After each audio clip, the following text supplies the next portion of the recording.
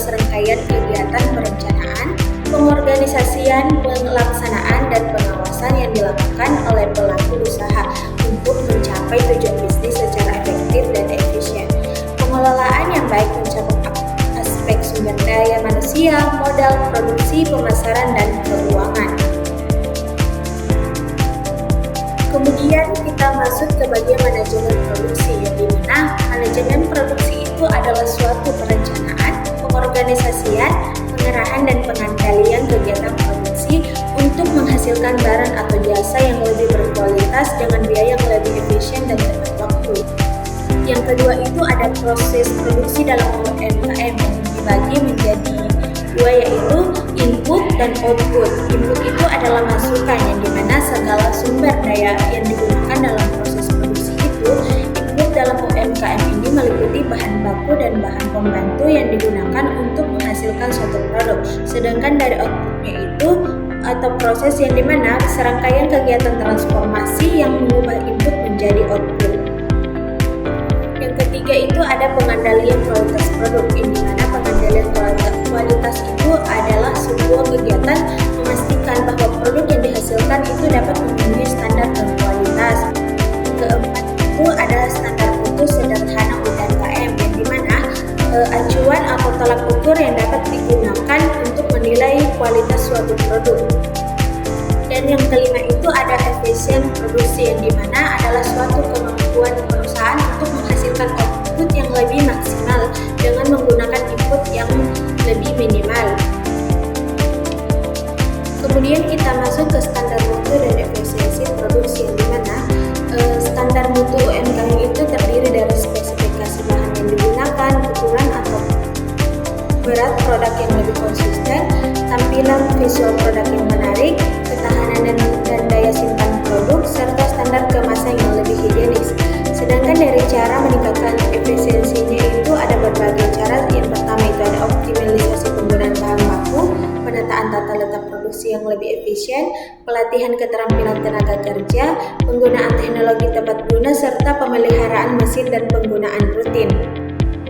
Manajemen pemasaran itu terdiri dari 4P, yaitu produk, yang dimana produk itu dilihat dari kualitas produknya harus lebih konsisten, inovasi yang lebih bervarian, fitur sesuai dengan kebutuhan konsumen, serta diferensi dari produk pesaing. Yang kedua itu ada price atau harga, yang dimana value based pricing-nya itu dapat menjadi penetration pricing, serta yang ketiga itu ada place atau distribusi, yang dimana penjualan itu langsung di tempat usaha, bisa di pasar tradisional ataupun modern, serta bisa di toko pengecer sekitar wilayah, dan juga bisa pada e-commerce atau marketplace online. Dan yang keempat itu ada promotion atau promosi, yang dimana kita bisa melakukannya melalui brosur, pandu, pameran UMKM atau media sosial yang lainnya. Ke arus kas masuk dan keluar, yang dimana arus kas itu atau cash flow itu adalah pergerakan uang masuk dan keluar dari sebuah usaha dalam satu periode tertentu. Pemahaman tentang arus kas sangat penting bagi pelaku UMKM karena arus kas yang lebih positif dapat menunjukkan bahwa usaha itu lebih memiliki cukup likuiditas untuk memenuhi kewajiban keuangannya. Dan arus kas masuk atau cash inflow adalah semua penerimaan uang yang masuk ke dalam usaha yang meliputi pendapatan penjualan produk atau jasa penerimaan dan serta penagihan hutang. Terus kita masuk ke bagian pemisahan keuangan usaha dan pribadi. Ini menjadi salah satu prinsip dasar yang sangat penting dalam pengelolaan UMKM yang kita buat. Yang dimana pemisahan antara keuangan dan usaha pribadi itu yang sekarang banyak pelaku UMKM itu yang mencampur adukan keuangan usahanya dengan keuangan keluarga, sehingga sulit untuk mengetahui kondisi keuangan usaha yang sesungguhnya. Kemudian kita masuk ke pengelolaan modal usaha, yang dimana modal usaha ini adalah sumber keuangan yang digunakan untuk menjalankan dan mengembangkan usaha yang ditempuh, yang dimana pengelolaan modal yang baik dapat memastikan bahwa usaha yang cukup dana untuk beroperasi dan berkembang tanpa mengalami kesulitan keuangan.